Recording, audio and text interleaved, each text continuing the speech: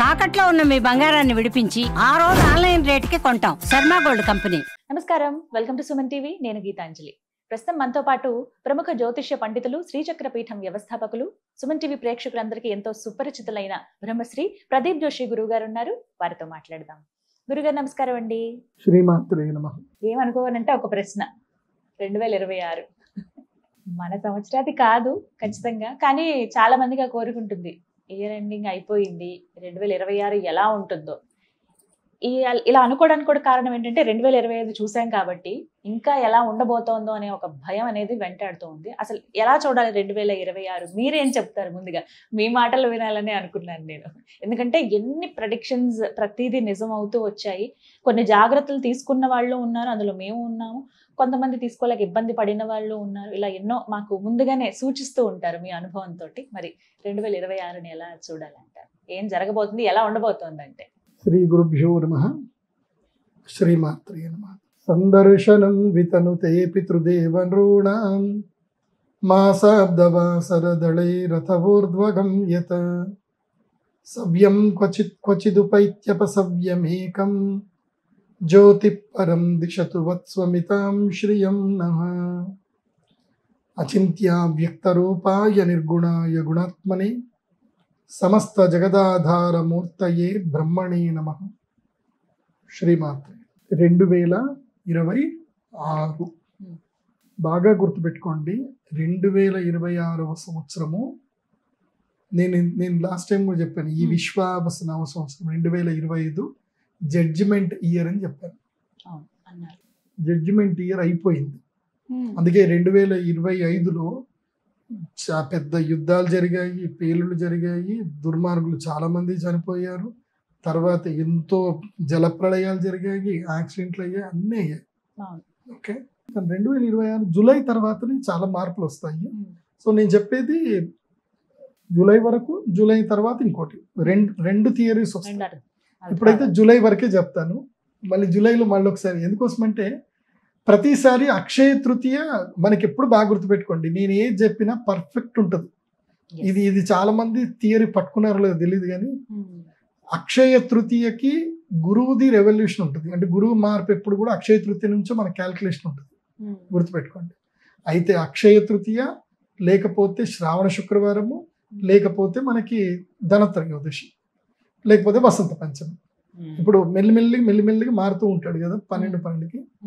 ఈసారి ఆషాఢ శుద్ధ ఏకాదశి వరకు ఒక సిచ్యువేషన్ ఉంటుంది రాశిపతి. అంటే అందరి జీవితాల్లో ఆషాఢ శుద్ధ ఏకాదశి వరకు చెప్తాను, అంటే పెద్ద ఏకాదశి వరకు. ఇక అనుకోండి వరలక్ష్మి వ్రతం అనుకోండి, ఈసారి అందరు వరలక్ష్మి వ్రతం అందరి జీవితాలు మారుస్తుంది. ఎవరెవరి జీవితాలు మారుస్తుంది అది కూడా చెప్తాను. వృషభ రాశి వాళ్ళకి ఈ సంవత్సరంలో ధనయోగం ఉంది. 2026 విపరీత ధనయోగం ఉంది. ఇంకా ఈ జీవితంలో ఇది ఇప్పుడు కాకపోతే ఇంకెప్పుడు కాదు అన్నట్టు బాగా గుర్తుపెట్టుకోండి. నేను అప్పుడప్పుడు చెప్తా ఉంటా కదా, చాలని శాలరీ ఉంటే ఉద్యోగం మానేయండి అని చెప్తాను కదా. సో మానేయచ్చు బాబు, కెమెరామెన్ నువ్వు ఇక్కడి నుంచి లేచి వెళ్ళిపోకు, నీకు ఉద్యోగం మానేయమని నేను చెప్పట్లేదు. ఇదికోసం ఉద్యోగం అనేవంటే నేను కూడా వెళ్ళిపోతా అనుకుంటాను. నేను చెప్పేది ఏంటంటే వృషభ రాశి వాళ్ళకి మాత్రం ఈ సంవత్సరం పట్టిందల్లా బంగారం. 2026 వాళ్ళకి లైఫ్ టర్న్ అద్భుతం ఉంటుంది. ఓకే, ఉద్యోగం మానేయండి. ఎందుకోసం అంటే మీకు ఎట్లా 10వ ఇంట్లోకి రాహు వచ్చాడు కాబట్టి మిమ్మల్ని ఏం చేయనివ్వడు, పని చేయనివ్వడు, ఉద్యోగం చేయనివ్వడు. చేసిన అన్సాటిస్ఫాక్షన్గా బాధపడతారు. అలాంటి ఉద్యోగం ఉంటే మానేయండి. ధన సముపార్జన వైపు ప్లాన్ చేసుకోండి. చిన్న బండి అయినా పెట్టుకోండి, ఏదైనా చెయ్యండి. లేదంటే అదేదో ఊరు ఉంటుంది, వేలూరు అని, ఏదో వేలూరు సేలం ఏదో ఉంటుంది, అక్కడికి పోతే కాటన్ బట్టలు దొరుకుతాయి, కరూర్ అని ఒకటి దొరుకుతాయి, టీ షర్ట్లు దొరుకుతాయి. సుమన్ టీవీ బిజినెస్ ఛానల్ని ఫాలో అవ్వండి తప్పకుండా. ఓకే, వృషభ రాశి వాళ్ళు ఈ సంవత్సరం బిజినెస్ చేయాల్సిందే, అది బాగా ఖరాఖచ్చిగా పెట్టుకోండి. అండ్ వృషభ రాశి వాళ్ళు ఈ సంవత్సరము తక్కువగా మాట్లాడండి, ఎక్కువగా పని చేయండి. తక్కువగా మాట్లాడాలి, ఎక్కువగా పని చేయాలి. పని పని పని పని, నిద్రపోవద్దు. 8 గంటలు అంటే 8 గంటలే నిద్రపోవాలి. ఇంట్లో అస్సలు ఉండకూడదు. వృషభ రాశి వారు ఇంట్లో ఉంటే వాళ్ళకి అంతే. నీకు అదృష్టం, లక్ష్మీదేవి నీకు బయట ఉంది, నేను ఎటో తీసుకెళ్దాం అనుకుంటుంది. అమ్మ మూట చూస్తుంది, మిమ్మల్ని పిలుస్తాం అక్కడికి, ఎక్కడికో పిలుస్తాం, అక్కడికి రారు మీరు, ఇక్కడే ఉంటారు. ఇక్కడే ఉంటారు. కాబట్టి వృషభ రాశి వాళ్ళకి ఏంటంటే లక్ష్మీదేవి అనుగ్రహం ఉంది, అమ్మవారు వస్తుంది, చెయ్యి పట్టుకొని తీసుకెళ్తారు చక్కగా. కాబట్టి యంగ్స్టర్స్, ముఖ్యంగా యంగ్స్టర్స్ వృషభ రాశి వాళ్ళు ఎవరు మిస్ చేసుకోవద్దు. వృషభ రాశి వాళ్ళకి ఈ సంవత్సరం కలిసి వచ్చేది ఏంటంటే బంగారం కలిసి వస్తుంది, బంగారం కలిసి వస్తుంది, ట్రేడింగ్ కలిసి వస్తుంది, అలాగే ఫుడ్ వ్యాపారం కలిసి వస్తుంది, వస్త్రాలు కలిసి వస్తాయి, తర్వాత ఇంటీరియర్ ఆర్కిటెక్చర్ సంబంధించినవన్నీ కలిసి వస్తాయి. కాబట్టి వృషభ రాశి వారి పనులు చేసుకోండి, మంచిగా ఉంది టైము, నెగిటివ్స్ తక్కువగా ఉన్నాయి, అన్ని పని చేయండి, ఖాళీగా ఉండకూడదు. ఏంటి వృషభ రాశి వారు ఖాళీగా ఉండకూడదు, అది బాగా గుర్తుపెట్టుకుంటే చాలా సంవత్సరం బాగుంది. మిథున రాశి వారికి ఎలా ఉండబోతోంది 2026? మిథున రాశి 2026 వీళ్ళు ఈ 3 డైలాగులు బాగా గుర్తుపెట్టుకోవాలి. చెప్పండి. గుర్తులేదు, తెలీదు, మర్చిపోయా. అన్నిటికీ ఇదే రియాక్షన్. ఎవరేమైనా తిట్టినా సరే నవ్వండి, కోప్పడ్డా నవ్వండి, డోంట్ రియాక్ట్ అని చెప్తాను. మిథున రాశి వారు ఈ సంవత్సరం డోంట్ రియాక్ట్. మీరు ఎంత రియాక్ట్ అవుతూ మీకు అంత నష్టం. తిన్నామా, పడుకున్నామా, తెల్లారిందా. మిథున రాశి మీ డైలీ రొటీన్స్ పని చేసుకోండి, తిన్నామా, పడుకున్నామా, తెల్లారిందా. ఎందుకు నేను ఇంత క్లియర్గా చెప్తున్నాను అంటే మిథున రాశి వాళ్ళకి ఈ సంవత్సరం అహంకారం బాగా వస్తుంది, విపరీతమైన అహంభావం పెరిగిపోతుంది. అహంకారం మిమ్మల్ని కిందికి పూర్తిగా దోచేసి తొక్కి పెట్టేస్తుంది. మీకు శత్రువు ఎవరో కాదు, మీకు మీరే శత్రువు, అంతే. కాబట్టి మిథున రాశి వారికి ఈ సంవత్సరము అంతగా బాగా లేదు. ఓకే, కాకపోతే ఒక్కటి మంచిగా ఉంది. ఏముంది అని అంటే ఖర్చులు బాగా జరుగుతాయి, విపరీతమైన ఖర్చులు అవుతాయి మిథున రాశి వారికి. సో నిన్ను నమ్మిన వాళ్ళకి నువ్వు డబ్బులు ఖర్చు పెట్టాలి.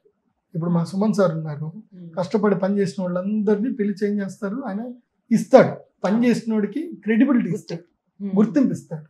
దానివల్ల వాళ్ళు ఆయనకి కంచగా నిలబడతారు, అండగా నిలబడతారు కష్టం వచ్చిన. అందుకే నీ జీవితంలో నీకు ఎవరెవరు సహాయపడ్డారో వాళ్ళందరికీ రుణాలు తీర్చేసి. అండ్ పెళ్ళిళ్ళు ఏమైనా ఉంటే పెళ్ళిళ్ళు చేయండి, పెళ్ళిళ్ళు ఏమైనా ఉంటే చేసుకోండి, నీ అహంకారం మొత్తం పోతుంది. పెళ్లి చేసుకునేవాడికి అహంకారం అంతే కదా, జీవితంలో అహంకారం అంటే అవునా అది ఎలా ఉంటుందండి అట్లా ఉంటుంది అనమాట. కాబట్టి పెళ్లిళ్ళు చేసుకోండి. మిథున రాశి వారికి ఈ సంవత్సరం పెళ్లిళ్ళు కలిసి వస్తాయి. ఎందుకోసం అంటే అది మాయాబజార్ సినిమాలో చెప్తారు కదా, ఆసనే పుత్ర పీడాస్తు, శయనే భర్తృపీడనం, భోజనే బంధు పీడాస్తు, త్రిపీడాస్తు నిశ్చయం అని అన్నట్టుగా 3 పీడ వస్తాయి. ఎందుకోసం అంటే మిథున రాశి వారికి ఏలినాటి శని ఇంకొన్ని రోజులు అయితే ప్రారంభం కాబోతుంది. కాబట్టి వృషభ రాశి వారికి ఏలినాటి శని ఉన్నా కానీ వాళ్ళకి అంత ఇబ్బంది అయితే కాదు. ఎందుకోసం అంటే వాడి గురువు బలంగా ఉన్నాడు, జూలై వరకు బలంగా ఉన్నాడు. కాబట్టి మిథున రాశి వారు ఏంటంటే మీకు శని మంచి లాభంగా ఉన్నాడు కాబట్టి నమ్మకమైన వాళ్ళని ఎంచుకోండి, దగ్గర పెట్టుకోండి, టీం తయారు చేసుకోండి. అట్లాగే కన్స్ట్రక్షన్ బిజినెస్ లో ఉండేటువంటి వాళ్ళకి మిథున రాశి వాళ్ళకి కలిసి వస్తుంది. కన్స్ట్రక్షను, లేబరు, అదేవిధంగా ఇంకా ఈ ఇనుము రిలేటెడ్ ఏవైతే వ్యాపారాలు ఉంటాయో ఇవన్నీ కూడా కలిసి వస్తాయి. ఎవరికి? మిథున రాశి వాళ్ళకి కలిసి వస్తాయి. అప్పులు మాత్రం ఇవ్వకూడదు. మిథున రాశి వాళ్ళు అప్పులు ఇస్తే మాత్రం జీవితం పోతుంది. ఈ సంవత్సరం అప్పులు ఇవ్వకూడదు. ఎవరికి మీ చేతితో డబ్బులు ఇచ్చినా వాడు మీకు శత్రువు అవుతాడు. అంటే డబ్బులు ఇవ్వడం అంటే అప్పులుగా డబ్బులు ఇవ్వడం, ప్రేమగా మీరు ఇచ్చి ఇంకా బాగుండ్రా అని ఇస్తే అది కాదు. అప్పులు ఇస్తే శత్రువు పుడతాడు, అప్పు తీసుకున్నా శత్రువు పుడతాడు. అప్పు తీసుకోవడం మిథున రాశి వారు చేయకూడదు. ఇది కాబట్టి వీళ్ళకి జూలై తర్వాత వీళ్ళ లైఫ్ పూర్తిగా మారిపోతుంది. నేను చెప్పిన ఈ పద్ధతిలో ఉన్నారనుకోండి, మీరు ఇప్పుడు ఏదైతే మీరు గ్రౌండ్ వర్క్ నేను చెప్పిన చేసుకున్నారనుకోండి. ఇంకోటి మిథున రాశి వాళ్ళు ఏం చేయాలంటే నేను తిన్నావా పడుకున్నావా తెల్లారిందని కామ్గా ఉండమని కాదు. ఏంటంటే రీసెర్చ్ చేయాలి, బిజినెస్ రీసెర్చ్ చేయాలి, టూర్లు ఎక్కువగా కొట్టాలి, టూర్లు తిరగాలి, అటు ఇటు అన్ని తిరిగి కొత్త బిజినెస్లు ఏమున్నాయి ఏం కథ అని అన్నిటి మీద రీసెర్చ్ చేయాలి. నెక్స్ట్ జూలై 24 కాగానే జోషి గారికి ఫోన్ చేసి, గురూజీ మీరు చెప్పినట్టుగా రీసెర్చ్ అయిపోయింది, మా షాప్ ఓపెనింగ్ చేస్తున్నా, మీరు రావాలని నాకు చెప్పాలి. నేను వచ్చి నేను షాప్ ఓపెనింగ్ చేసి కొబ్బరికే కొట్టిస్తాను మీకు.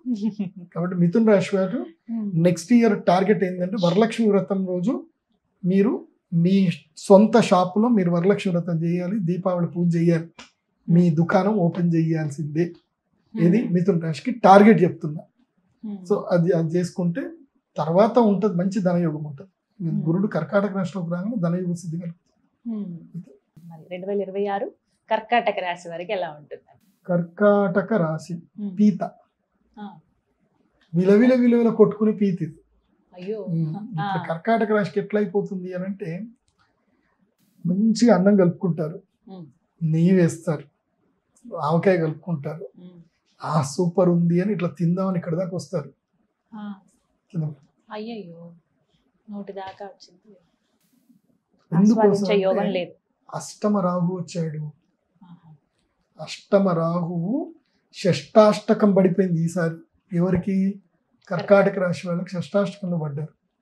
లగ్నంలో గురువు వస్తాడు. ఇప్పటిదాకైతే ఇప్పుడు జూలై 24 వరకు ద్వాదశంలో ఉంటాడు. గురుడు ద్వాదశంలో ఉండడం మూలాన ఏంటంటే డబ్బును వద్దనుకున్నా ఖర్చు అయిపోతుంది. ఎందుకు ఖర్చు అవుతుందో తెలియదు.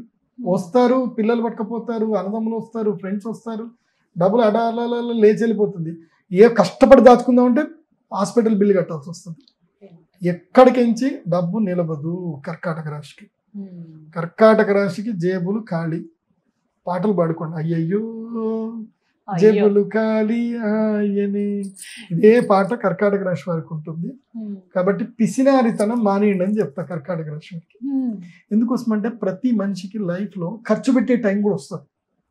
కాబట్టి నేను ఏం చెప్తున్నానంటే కర్కాటక రాశి వారు మంచి ఖర్చు పెట్టండి, మంచిగా తినండి, మంచిగా బట్టలు కొనుక్కోండి, మంచిగా బంగారం కొనుక్కోండి, మంచిగా తిరగండి, టూర్లు తిరగండి, సినిమాలు చూడండి, మంచి లైఫ్ ఎంజాయ్ చేయండి. కర్కాటక రాశి వారు ఈ సంవత్సరం లైఫ్ ఎంజాయ్ చేయండి. కాకపోతే డ్రైవింగ్లు అటు ఇటు పోయేటప్పుడు చాలా జాగ్రత్తగా ఉండండి. అష్టమ రాహు కాబట్టి రోగం ఇస్తాడు. ముఖ్యంగా 40-45 ఏళ్ళు దాటిన వాళ్ళకి రోగం స్టార్ట్ అవుతుంది. ఇక దాంట్లో ఏముంటుందండి, ఇప్పుడు రెగ్యులర్ గా ఉండేది పెద్ద దయ్యం డయాబెటిక్ దయ్యం. అది అందరికీ పట్టుకుంటుంది. బీపీలు, షుగర్లు, థైరాయిడ్లు ఇప్పుడు కామన్ అయిపోయినాయి అనమాట. అదేదో I'm BP, I'm sugar, I'm ఇది అని మనం బ్యాడ్జ్లు పెట్టుకోవచ్చు అనమాట. సో కర్కాటక రాశి వారికి మాత్రం నేను చెప్పేది ఏంటంటే లైఫ్ని ఎంజాయ్ చేయండి. ఎక్కడ కూడా వరీస్ పెట్టుకోవద్దు. ఎంత మీరు సంతోషంగా ఉంటే మీ భవిష్యత్తు అంత బాగుంటుంది. మీకు 2026 అంతా కూడా ఏంటంటే అన్నిటికీ హాయిగా నవ్వుతూ ఏ జరిగినా సరే, అవునా నిజమా అలా జరిగిందా, సరే మంచిదే, ఏమండి మీ బండి మొత్తం ఎవడో గాలి తీసేసాడండి అంటే ఆహా మంచిదే, ఏమండి మీ చిన్నోడు తీసుకెళ్ళి మీ కారు గుద్దేసాయండి, అవునా అంతేనా, అర్థమే కదా పగిలింది, ఏం కాదులేండి చేపిద్దాం మంచిది అంటే అన్నిటికీ మంచిదే అని డైలాగ్ కొట్టండి. అంతకు మించి కర్కాటక రాశి వారు దేనికి రియాక్ట్ అవ్వకూడదు. ఎందుకోసం అంటే మానసిక క్షోభ బాగా పెరుగుతుంది.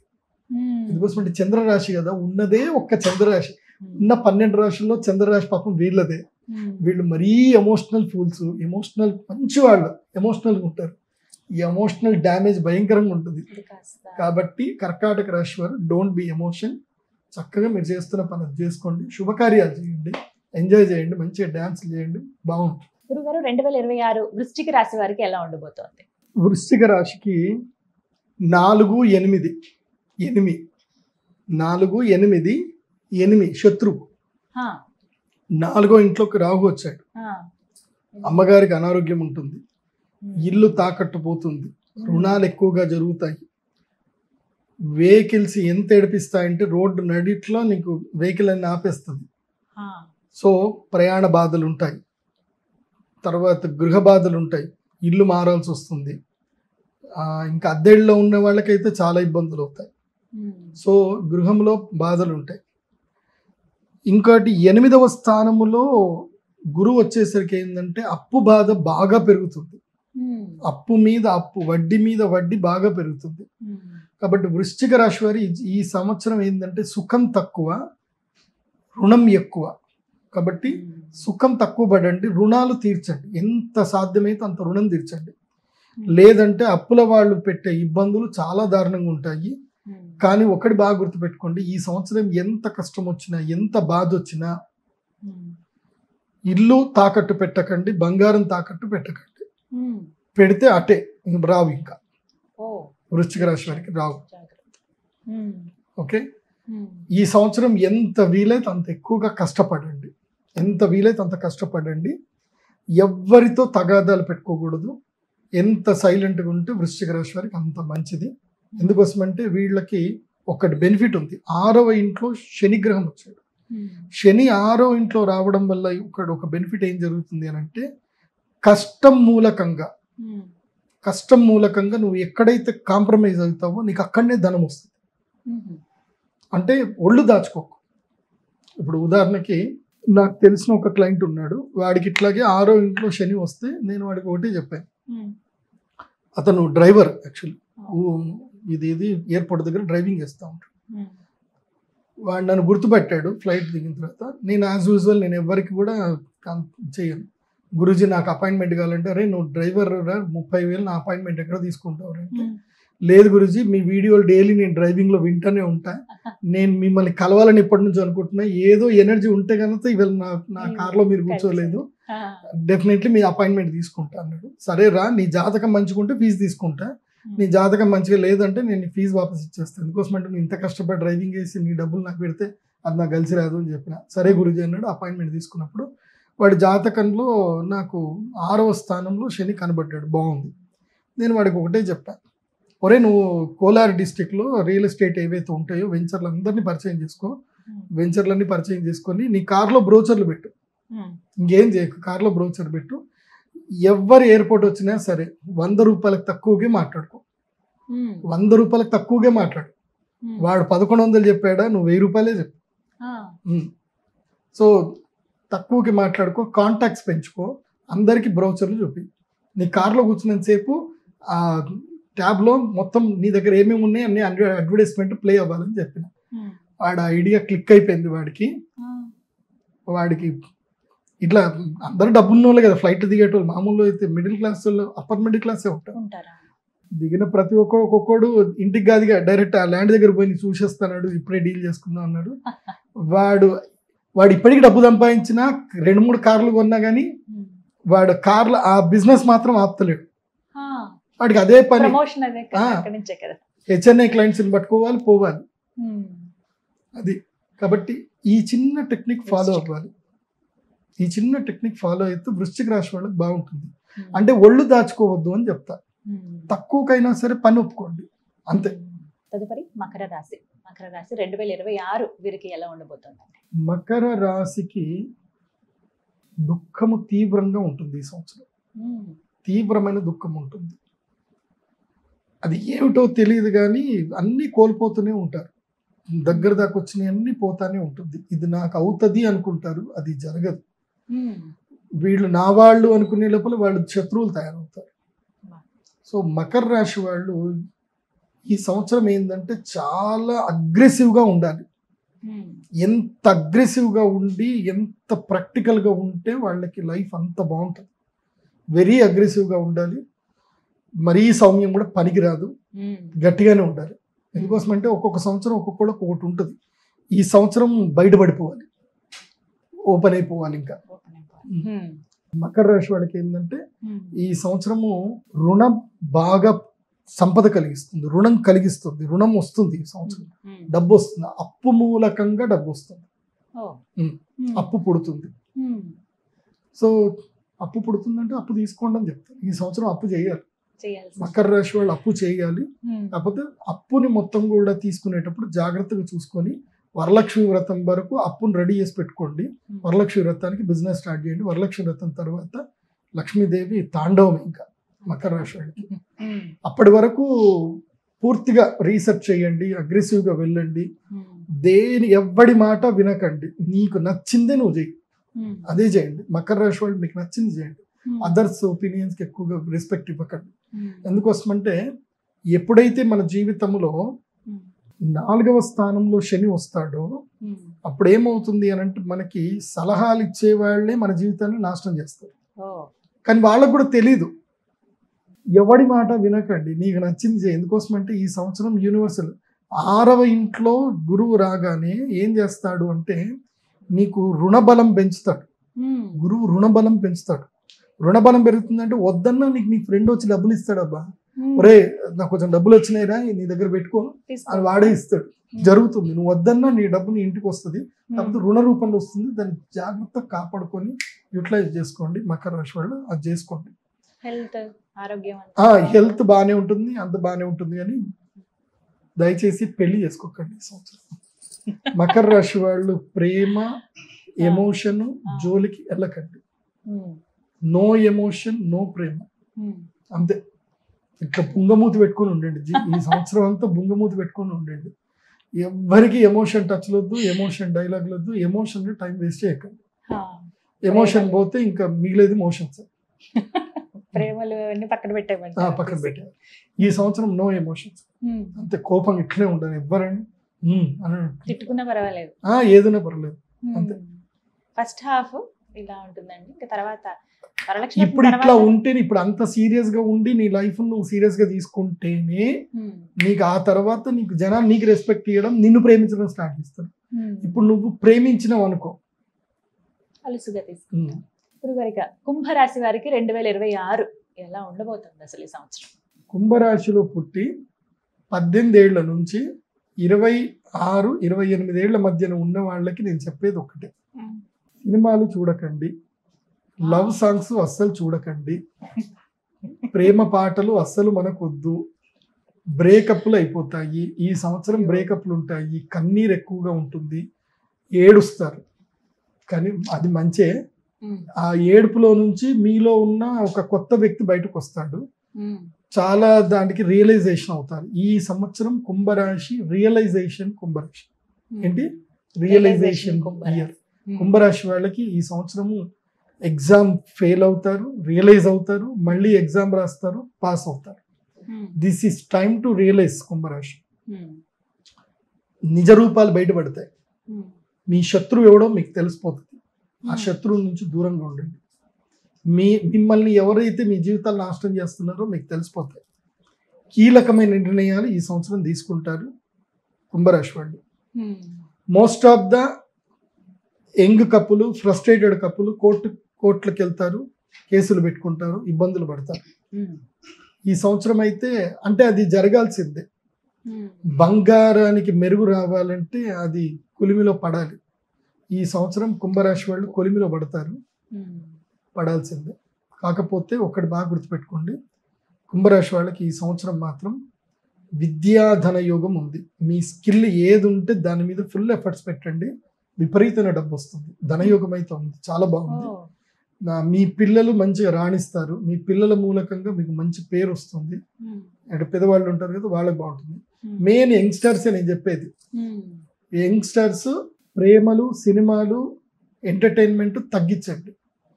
ప్రాక్టికల్గా నాలెడ్జ్ మీద, ఎడ్యుకేషన్ మీద, బిజినెస్ మీద ఇన్వెస్ట్ చేయండి. ఇది ఒక ప్రతిజ్ఞ తీసుకోండి. డిసెంబర్ 5వ తారీఖు నుంచి ఏది ఆగస్టు వరకు వరలక్ష్మి వ్రతం వచ్చేదాకా no entertainment, no dance, no songs, no lyrics, no dialogues, no emotions, no movies, no OTTs. నేను చెప్పింది చేయండి. Only business focus, business startup business, ఇంతే. ఇంతకు మించి వేరే ఏ ఆలోచన చెయ్యకండి. మీకు తర్వాత బ్రహ్మాండంగా కలిసి వస్తుంది. ఓకే, ఎందుకోసం అంటే 5వ ఇంట్లో గురువు ఉంటే గనక నీకు అదృష్టం వైపు వెళ్ళే మార్గాన్ని సృష్టిస్తాడు 5వ ఇంట్లో గురువు. కాబట్టి కుంభరాశికి మిథునంలో గురువు ఉన్నాడు కాబట్టి వాళ్ళకి అదృష్ట మార్గం ఏర్పడుతుంది.